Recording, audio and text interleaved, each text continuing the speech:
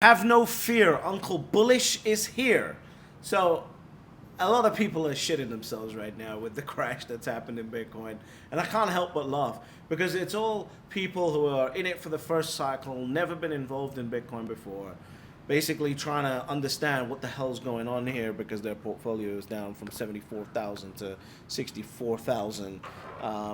Look, guys, grow up. This is Bitcoin's normal process. In fact, it's not.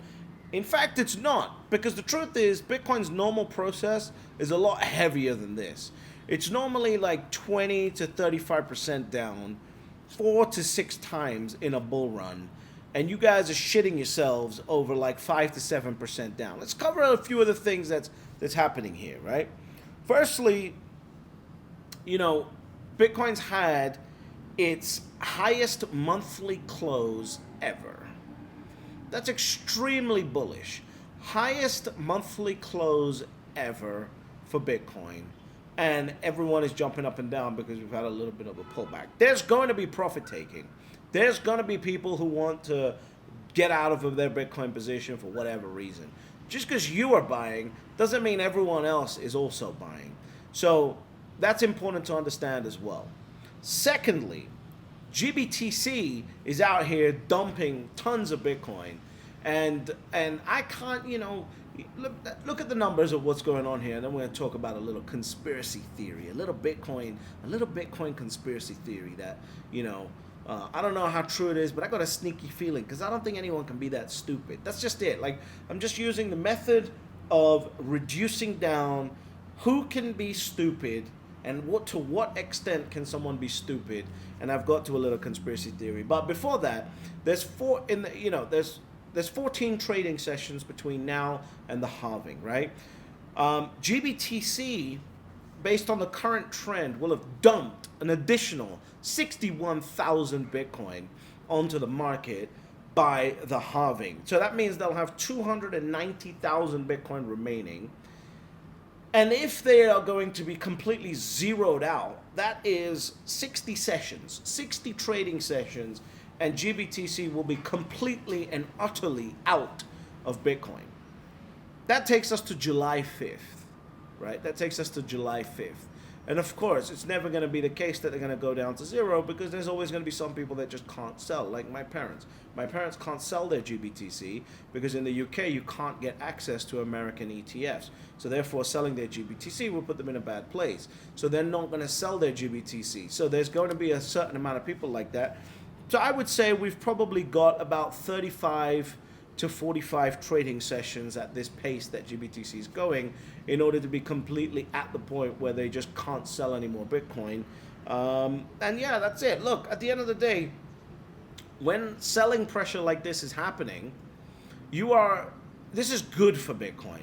And I'm really only talking to the people whose first cycle it is who are now sort of panicking about a 7 to 10% drop in Bitcoin. This is completely and utterly normal, and you've got to grow a pair of balls and join and become a fan of the gonadal model in order to understand that, or in order to get through this, because this is what Bitcoin does. Just when Bitcoin will teach you a lesson, right? The rest of us, remember, I came in quote unquote late into Bitcoin. I've been through 5,000 to 64,000 to 34,000 to 69,000 to 15,500 to 74,000.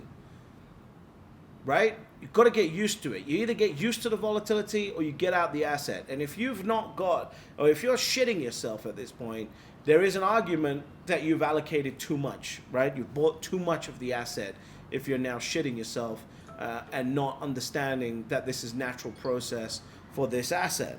So look, we got the highest monthly close. You got Grayscale dumping out of it. And here's my conspiracy theory on what's going on with Grayscale. Because you sit there and you think about it and you go, who could be this stupid, right? Like, who could be so stupid where you're the CEO of a company that manages assets. You have fought your entire career, right? You have fought your entire career to bring an ETF to fruition because the Bitcoin community deserves it, and you are the company that's the pioneer because you are the first one. You succeed at that, and then you proceed to stay quiet and let 50% of your assets just get wiped out. Who is stupid enough to do that? So that makes me go, okay, I can't imagine a reality where they are that stupid in order to allow that to happen. So then I have to start reducing backwards. Like, what else could be happening here, right? And here's what I'm thinking. This is a little bit of a conspiracy theory thinking, but here's what I'm thinking. BlackRock has known that it was going to get into Bitcoin since 2017. There's studies that we've seen, everything like that. So what would stop a $10 trillion asset manager buying up GBTC at a 40% discount, 35% discount, 30% discount in the last bear market, and just buying it up and buying it up and buying it up and buying it up and buying it up, knowing that one day they are going to transfer that Bitcoin from GBTC straight into their own ETF? Sounds pretty plausible. The only issue is you would have to tell the SEC that you were doing that, and it would be part of your filing. So then you'd probably have to use entities that nobody knew, that weren't subject to filing, or you would have to get your clients to do it and then move your clients over to your own fund after that's happened. Now again, this is all conspiracy thinking here, right? I want you to bear that in mind. But that kind of makes sense. It also makes sense in that scenario because what other reason does Grayscale have to not lower the fees, right? If you know, if you sat down in a meeting, right, and you got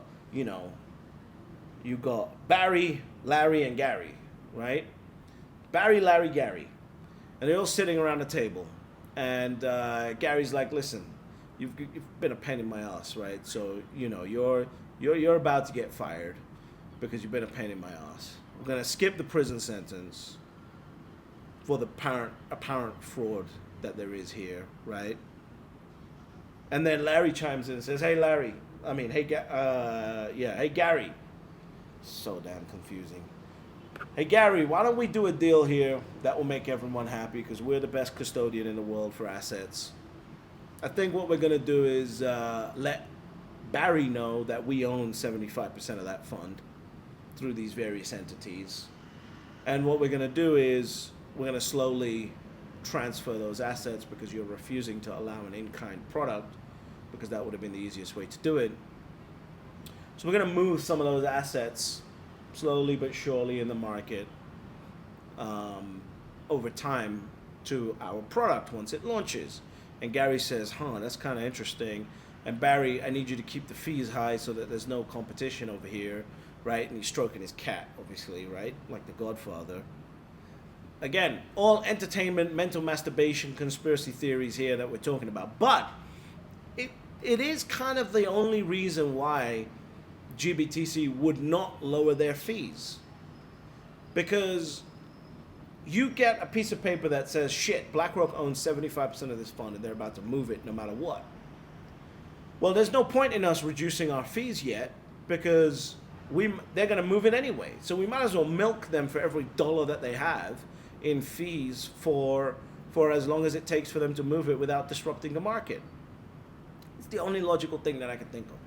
Everything else doesn't make any sense. Everything else just sounds stupid. If I was sitting there and I was a shareholder of Grayscale, I was an investor in Grayscale, I'd be looking at them going, what the flying fuck are you guys doing here? Because none of this makes any sense. So that's what I think is going on if I was a conspiracy theorist. There is some kind of deal, some kind of something that's happened here, and GBTC is basically being forced to bleed out into the open market. And again, they haven't got long to go, right? If they continue, by July 5th at the latest, they'll be at 0 Bitcoin. So that'll be good because then we can continue up. Now, here's why this is good, right? A lot of people will be like, oh my God, that's so bad. Here's why it's good. The buyers at BlackRock, the owners at BlackRock are never ever going to sell their Bitcoin, right? Yeah, they might trade a little bit, but they're never ever going to sell their Bitcoin. ETFs are passive holding assets. So the more Bitcoin that can actually be shoved into BlackRock, right, the better it is for the long term of this cycle because that Bitcoin will never ever see the light of day. So buckle up, right? Tighten up You're tighten up your asshole, right? Squeeze it a little bit, right? Feel your gonads, and understand that a 10% drop in Bitcoin is nothing. And you are privileged, because if you are now in this market right now and you're experiencing 10% dips, there are people that have been in the market way longer than you, that have had to experience way more dips than you, to allow you to come here and experience dips of 10% and try and panic. To have the privilege of trying to panic at a 10% dip. There are people in this game that have sat through 40, 50% dips, 60% dips, 80, 90% dips, and still held on. So reach down, grab your gonads in your hand, tighten your asshole, and understand that this is what happens to Bitcoin in a bull market. You are going to see dips. You are going to see Bitcoin come down. You're going to see flushing out of people. And here's the interesting thing that I'll leave you with. Most of these dips are being caused by leverage long liquidations, not by GBTC selling. So do some thinking around that, because here's why I'm saying that's important, because I think that GBTC selling is going directly into the BlackRock product here. So, or the majority of it anyway. So that's what I think is happening here. Get your balls together. Stop, panicking. I'm having so many questions about people going, oh my God, what's going on here? You bought late. That's why you're panicking, right? Firstly. Secondly, get with the program, understand what the asset is, understand what you got to do here, and what you have to do here is just hold. The hardest thing you got to do is take your hands, put them under your butt cheeks, squeeze tight, and leave them there. That's it. You don't have to do anything. This is going to take care of itself, and we're going to be having a different conversation, I believe, by about May 7th.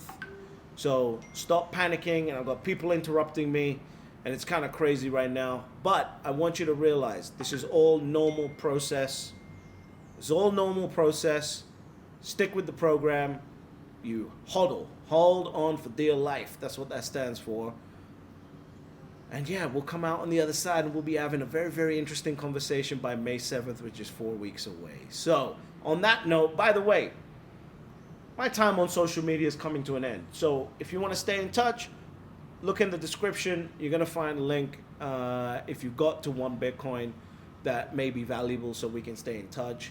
That, I believe, is the inflection point. And right now is your last chance to get to 1 Bitcoin with this halving dip that's happening.